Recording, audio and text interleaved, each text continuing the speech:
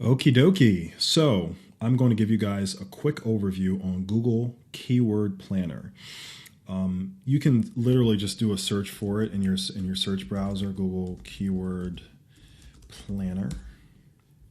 And if you already have Google, or if you already use AdWords, then you just kind of log in. Then you guys already know how to do this. But for those that don't, you do have to have a Google AdWords Google account, if you will. It's not easy. There's plenty of instructions out there on how to get set up. But once you do, and you have your Gmail or your personal email connected to your AdWords account, you then log in.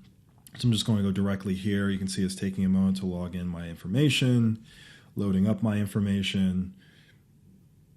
Come on. All right, here we go. So I want to give you guys an example. We've been talking about this bankruptcy law practice for a little bit, and I want to show it to you again. So in this case, we have, let's say, I'm a local business, right? And I'm a bankruptcy lawyer. I offer Chapter 7, Chapter 13, Chapter 11. I'm based there in New York. I also do a little bit of foreclosure work, a little real estate, but because it's all kind of tied to bankruptcy.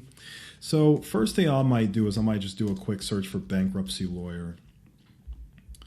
And I'm not, and this is just for all, I could change the targeting to just your local city if you want.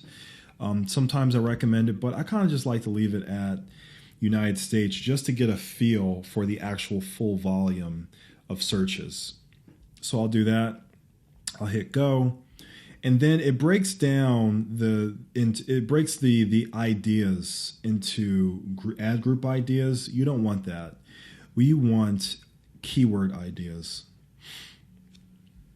So once you click here, you can really get a sense of the different search volume that is out there. So you have bankruptcy lawyer, and these are for exact match searches. So for example, bankruptcy lawyers is different from bankruptcy lawyer from a search standpoint. So you can see here there's about 4,400 a month for just that term alone. For bankruptcy, there's 135,000. For Chapter 7 bankruptcy, 27,000. Let's see here, bankruptcy attorney, 6,600 versus the 4,400 that's there. Bankruptcy Chapter 13. So you can kind of see here, there's a ton of stuff that you can leverage. And typically what I'll do is, as I've kind of gone through here, I might do some other terms. I might test some other things out, like some other terms for a client. And then I will go ahead and download those multiple lists, or in this case, I'll download this list here. I'll hit download. And once I've downloaded it, typically it will look something like this. This usually isn't bolded, but these are all of the different terms that you get when you do your download. And I personally like to sort based on average monthly search volume. So I'll come up here, I'll do a sort by average monthly search volume. I'll do largest to smallest, because we're really trying to find those terms that are likely to bring the most traffic, right?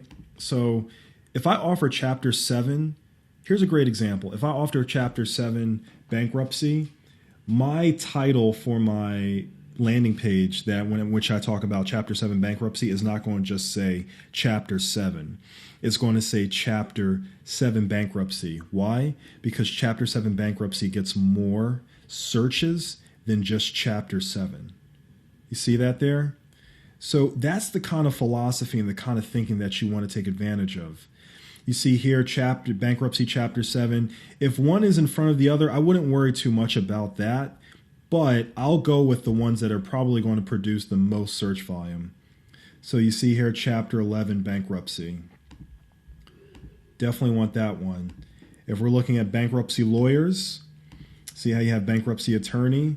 I might try to choose between bankruptcy lawyer or have an individual landing page that just talks about our practice, but uses bankruptcy lawyer or bankruptcy attorney as our main one.